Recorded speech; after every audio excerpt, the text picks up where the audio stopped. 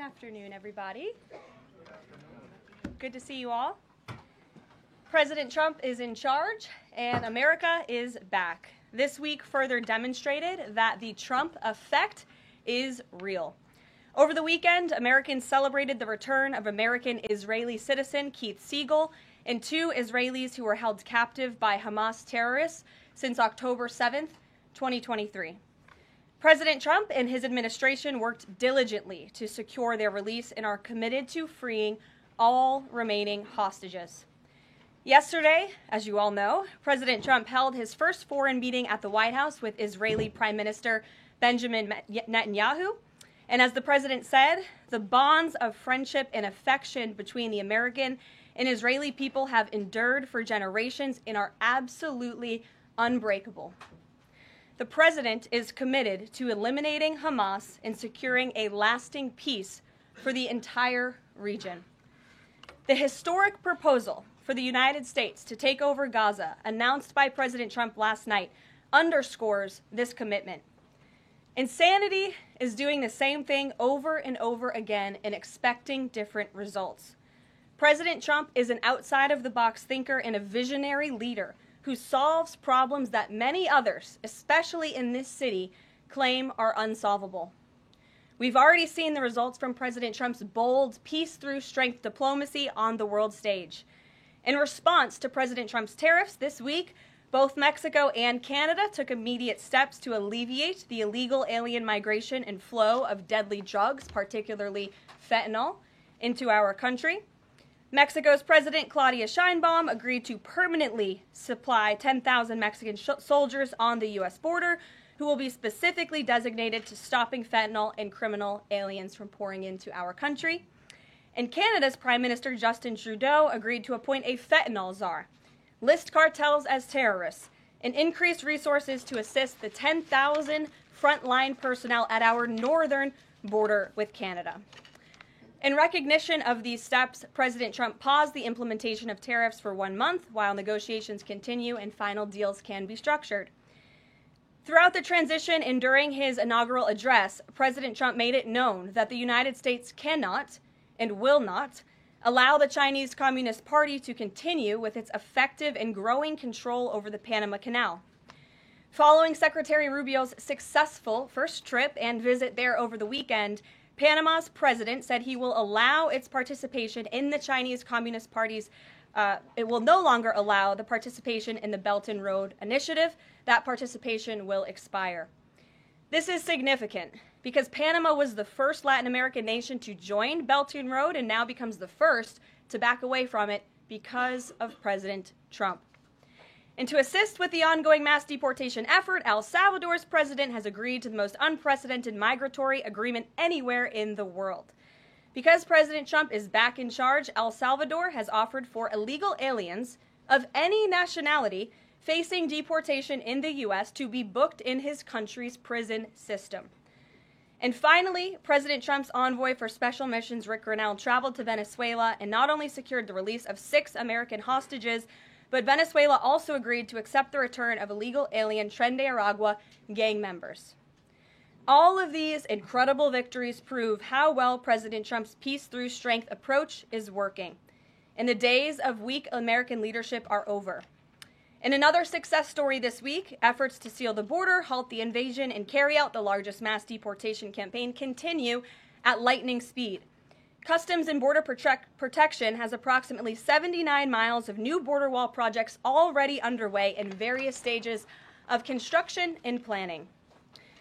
The first flights arrived to Guantanamo Bay yesterday afternoon out of El Paso. And who were some of the passengers aboard, you may ask? There were 10 members of the transnational gang Tren de Aragua on this flight. And overall, our heroic ICE agents continue to prioritize the removal of violent, criminal, illegal aliens in communities across the country. On February 3rd, ICE Dallas arrested a citizen of Nicaragua who has been convicted of sexual assault, strong arm, and lewd acts with a minor and sentenced to 15 years in prison. ICE Los Angeles arrested a Mexican citizen who has been convicted of lewd acts with a minor and sentenced to 364 days. And ICE Atlanta arrested a citizen of Mexico who has been convicted of homicide by vehicle and hit and run and sentenced to 6 months confinement. And ICE New York arrested a Venezuelan national and known TDA gang member who has a prior criminal conviction for assault in the 3rd degree causing physical injury. Americans are safer every single time one of these criminals is arrested and deported from our country. On another important and ongoing topic, the Senate is working fast to confirm President Trump's exceptional cabinet nominees in the face of relentless media smear campaigns. As of right now, 12 members of the president's cabinet have been confirmed, most recently Pam Bondi, who, as you all know, I was just in the Oval Office for that swearing-in ceremony surrounded by Pam's lovely family, and we look forward to watching her serve as the Attorney General of the United States. According to CNN, President Trump is getting more cabinet picks confirmed so far than the average president in the modern era. Another success story. And we believe it's critical that Republicans in the Senate majority stay tough and keep their foot on the gas to confirm all of the remaining nominees as quickly as possible so we can continue President Trump's important work here at the White House and across our entire federal government. And lastly, throughout his historic campaign, President Trump pledged to restore common sense to our country.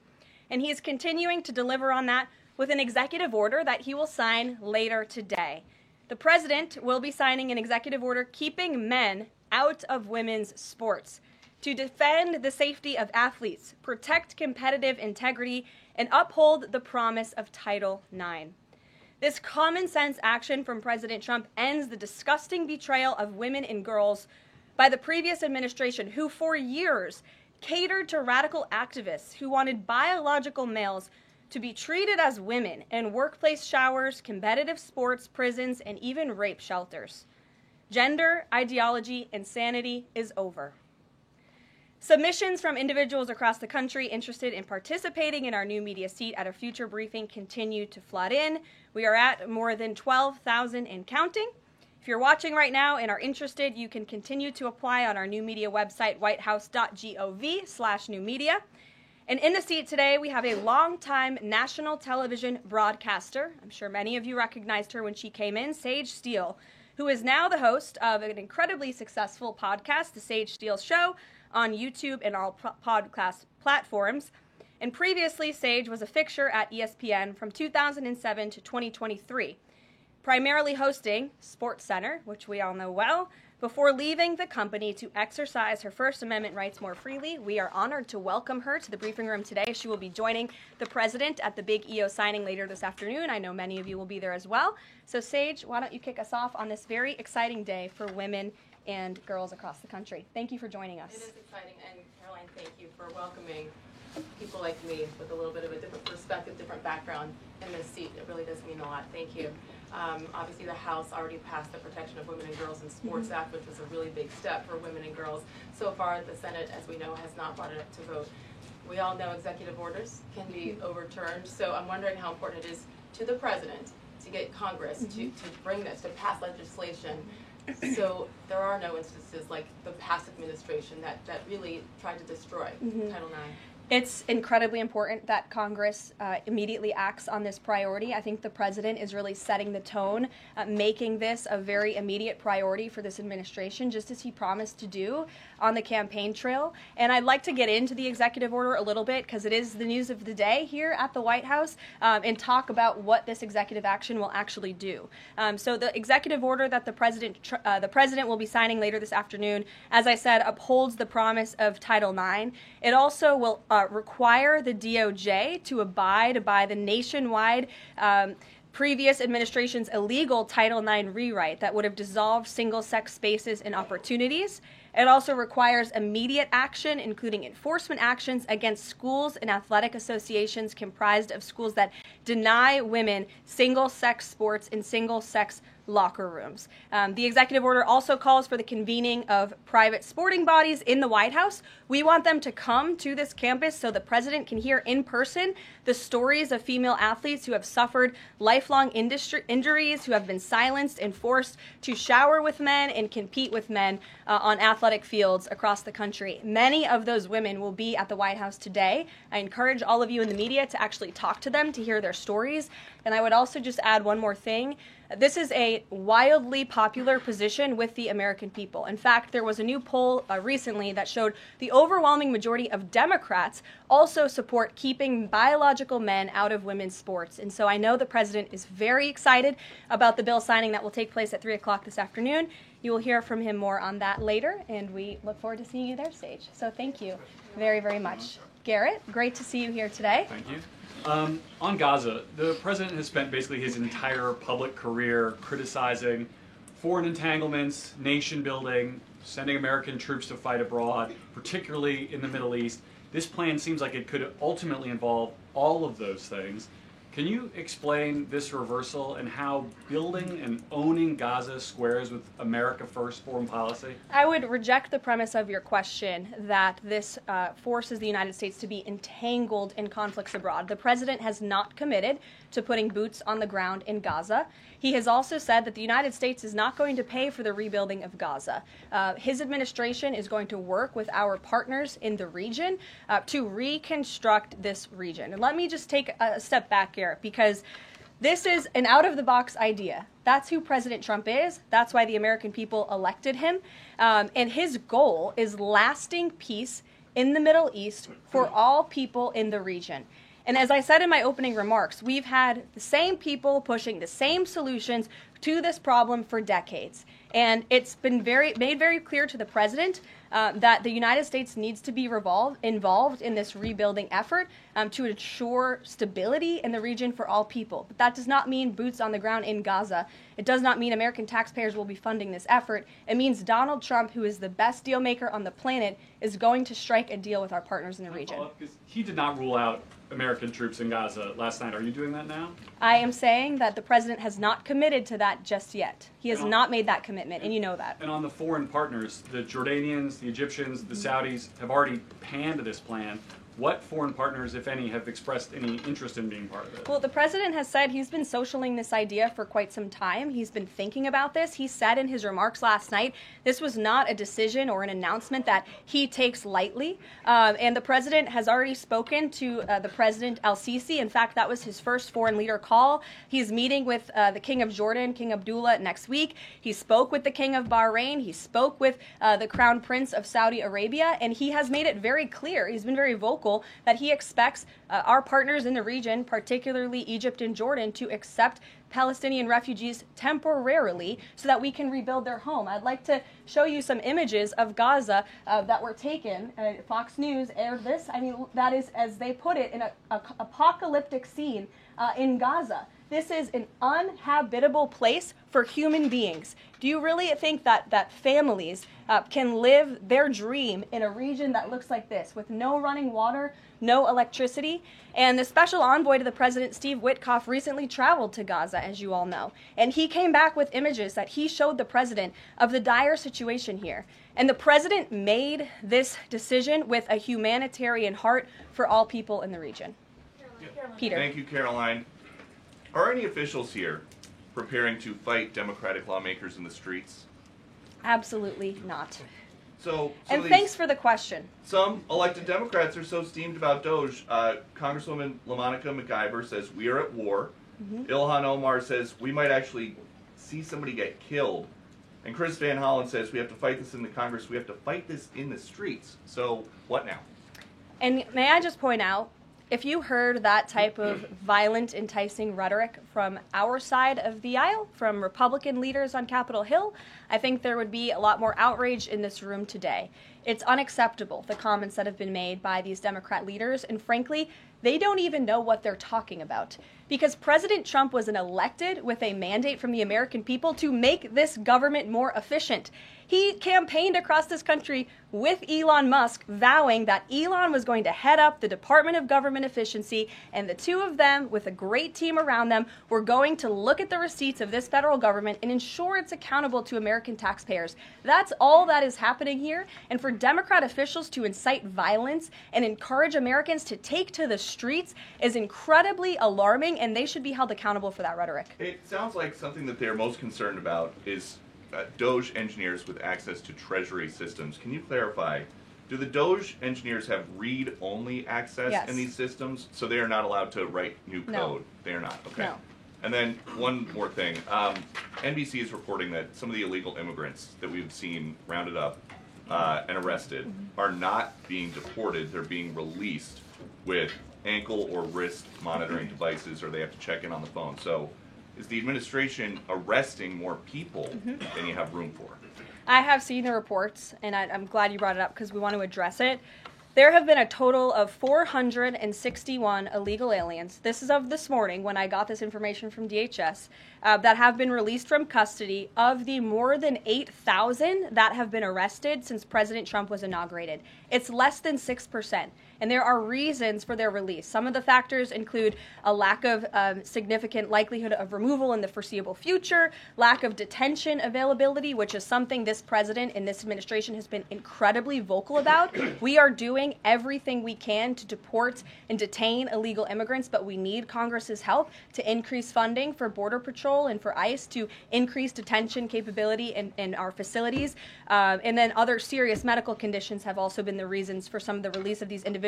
But none of them have final deportation orders. Many of them are probably contesting their immigration status. I'd refer you to DHS for more details, but I did get that information because I knew it would be a question, so thank you.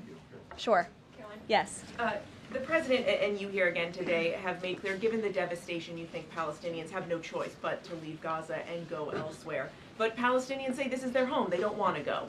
The president last night said he's willing to use the military if necessary. Is the U.S. prepared to remove Palestinians from Gaza by force? The president is prepared to rebuild Gaza for Palestinians and all people in the region, peace-loving people who want real economic development and opportunity in the region. This is a region that has been controlled by Iranian-backed terrorists, Hamas, who have brutalized not just Israelis but Palestinians too. It is because of Hamas that you see those images on that screen, that Gaza has become a demolition site because Hamas launched that brutal attack on Israel on October the 7th. And so again, I would stress, President Trump wants to ensure that this can be a place where all people can live in peace. He is a peacemaker in chief. He made that very clear in his first term. And as for how that will be accomplished, the president and his team are talking with our allies in the region to consider next steps. But should the American people be prepared to see U.S. military on the ground fighting a ground war against Hamas? Again, the president has not committed to U.S. troops in the region. But it is an option. I have said that the president has not committed to that yet. Sure. Let me just follow up on that, though. Why not rule out the idea of committing U.S. troops? This has been a long-standing argument that the president has made really over the last decade or so, talking about endless wars and not something the U.S. wants. Why not rule out? Because I think the president is very good when he's making deals and negotiating not to rule out anything because he wants to preserve that leverage in negotiations. And so I think that's what he's doing here. If I Mary. can follow up on that, though, he also said that everyone loves this plan. He said that in the Oval Office this morning. In fact, the Deputy Prime Minister of Jordan called it a declaration of war on the Arab people.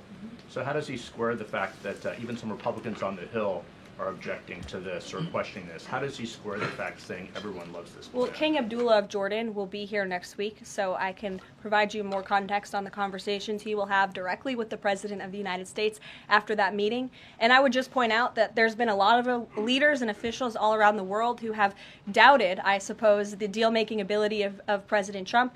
You heard the Panama leader saying that he would not agree to some of the concessions that he has now made because of Secretary Rubio's visit. You had the Colombian president saying he wouldn't accept flights of Colombian illegal nationals who have entered into our country illegally, and those flights are underway. So actions speak louder than words. Dasha. Caroline, you said the president has been working on this idea for a while behind the scenes now. Is there a written plan based on the president's proposal for Gaza? And if so, when was it drafted and who had a hand in that? The plan was written in the president's remarks last night as he revealed it to the world and to the American people, and his team are continuing to be engaged on this effort. I saw the National Security Advisor this morning. He has a very busy day of calls, and they will, again, continue to engage with our partners. That includes Steve Witkoff as well. Mary. Two questions for you on the news of the day. So how is today's executive order going to impact the 2028 Summer Olympics in Los Angeles? For example, would a man who thinks that he's a transgender woman be allowed to compete as a female on U.S. soil? It's a very good question, and the president has actually mentioned this, that he does expect the Olympic Committee and the NCAA to no longer allow men to compete in women's sports. And I think the president, with the signing of his pen, starts a very public pressure campaign on these organizations to do the right thing for women and for girls across the country. Again, this is an incredibly popular position. There have been many notable female athletes who have had the courage to speak out against some very powerful institutions in this country. They deserve to have a voice and a say. The president is bringing their voice to the highest level at the White House this afternoon, and he expects these organizations to comply with this federal executive order that he'll be signing today. Thank you. And one more on media coverage of this executive order and the topic in general. What's the White House's view of framing that calls men transgender females or similar rhetoric coming from organizations like the ACLU and GLAAD? Well, it's been very clear. The policy of this administration is that there are only two sexes, male and female. Pretty simple. Brian Glenn. Yes. USAID has gotten a lot of attention in the last couple of days with some of these bizarre things that we've been, taxpayers have been funding. Mm-hmm. Now it looks like there are a couple media outlets that have been dragged into this conversation as far as USAID funding as well. Does the president have any comment on that? So upon coming out here to the briefing room, I was made aware of the funding from USAID to media outlets, including Politico, who I know has a seat in this room. And I can confirm that the more than $8 million taxpayer dollars that have gone to essentially subsidizing subscriptions to Politico on the American taxpayers' dime will no longer be happening. The DOJ team is working on canceling those payments now. Again, this is a whole of government effort to ensure that we are going line by line when it comes to the federal government's books. And this president and his team are making decisions across the board on, do these receipts serve the interests of the American people? Is this a good use of the American taxpayers' money? If it is not, that funding will no longer be sent abroad, and American taxpayers will see significant savings because of that effort. Thank you. I'd like to give some love to the back row. I've heard that unfortunately they haven't been called on in years past. So, Reagan, why don't you go ahead? Thanks, Caroline. The WHC announced that comedian Amber Ruffin, who has called the president a toddler with his pants pulled down, will be the entertainment for this year's Correspondents' Dinner. Does the White House have a reaction to this choice, and will the president be attending the dinner this year? Certainly an interesting choice. I have the president's invitation on my desk. I have the invitation for myself on my desk as well. Haven't talked to the president about it. When he makes his decision, I will let you all know. But definitely an interesting choice of the comedian. I'll talk to the boss about it and see what we decide. Sure, go ahead. Yes, yes. On the executive order set to be signed today, you said that this will be enforced. Can you spell out for schools and the public how exactly the administration plans to enforce this, even at the local levels? And on top of that, there are human rights groups who say that this could expose kids to discrimination. What is your response to that? I think kids have already been exposed to discrimination, especially young women and girls who have been forced to shower in locker rooms with biological men, who have been forced to compete on playing fields with biological men, which is incredibly unfair and unsafe, and again, an incredibly unpopular policy with the American people. As for the actions that this executive order takes, I already laid those out at the beginning of the briefing. I'm happy to give you a copy of this fact sheet so you can let your audiences across the country know. What's your message to schools who don't comply with this? They should, because it's going to be federal law in about an hour and a half. So your colleague to your right, to my Thanks, left. Caroline. Yes. Taylor with Spectrum News. You talked a bit about DOJ. Elon Musk is currently a, quote, special government employee who also owns companies that have billions of dollars in federal contracts. You said earlier this week that he has abided by all applicable federal laws, but what steps is the Trump administration taking to address that conflict of interest? The president was already asked and answered this question this week, and he said if Elon Musk comes across a conflict of interest with the contracts and the funding that DOJ is overseeing, then Elon will excuse himself from those contracts. And he has, again, abided by all applicable laws. In the back left, go ahead. Trade advisor Peter Navarro, when asked about the External Revenue Service today, said, quote, we're going to collect a lot of tariff revenues, and we're going to get tax cuts out of it. Is it the official position of the White House that tariffs will lower taxes for Americans? The president has always been clear that he believes tariffs are a tax on foreign nations, and he's committed to cutting taxes for the American people here at home. He also believes tariffs are a great revenue raiser for this country, and that's exactly why he has committed to the creation of the External Revenue Service, which I think is a phenomenal idea. We'll just go down the whole row. Go ahead. Tom Bateman with the BBC. Can you confirm that under the President's plans for Gaza, any and all Palestinians who want to stay in Gaza on their land will be allowed to do so? I can confirm that the president is committed to rebuilding Gaza and to temporarily relocating those who are there because, as I've showed you repeatedly, it is a demolition site. There is no running water. There is no electricity. The president wants these individuals to live in peace. He is committed to doing that with this very bold new plan, and we will continue to keep you apprised of updates as we receive them. Ed Lawrence, go ahead. Yes, go ahead, Ed. I appreciate it. Thank you. So now that the President Trump's policies are starting to take shape, how long will it take to cycle through and get some of the actual prices that Americans are paying to come down? Prices at the store and at the grocery pump? All of the above. Across the board, sure. Well, the president is doing everything he can, obviously, to reduce the cost of living crisis in this country as quickly as possible. That's why he signed a litany of executive orders across the board. In the first couple of weeks here, he declared a national energy emergency. He committed to cutting 10 regulations for every new one on the book. As you know, working for a Fox Business-related outlet, deregulation and energy independence are huge drivers of reducing inflation in this country. And I think Americans can be assured by the results President Trump had in his first term, when again inflation was 1.4% when he left office. Is it months or is it a year? And will Americans have the patience to wait for it? I don't have a timeline, but the president is doing everything that he possibly can to reduce cost of living for Americans at home. Phil Wegman. Thank you. Is it worth risking the life of a single U.S. Marine to turn the Gaza Strip into the Riviera of the Middle East? Phil, I'm not sure why you're asking me that question because I've already said the president has not committed to sending Marines or any boots on the ground in Gaza. We'll bring it to the front row. Ed O'Keefe. Good to see you again here in the front row, Caroline. Two things. On today's announcement, Title IX, if he scales back the Education Department or moves to shut it down entirely, what entity will enforce Title IX? As of now, this will be enforced through education, through Title IX. If the abolishment of the Department of Education continues, which, as the president said yesterday, it's something his team is looking at and considering. It's something he talked a lot about on the campaign trail. Then, of course, we will look at additional maneuvers to ensure that these very important policies can be implemented. Okay, so the education abolishment thing's still on the table.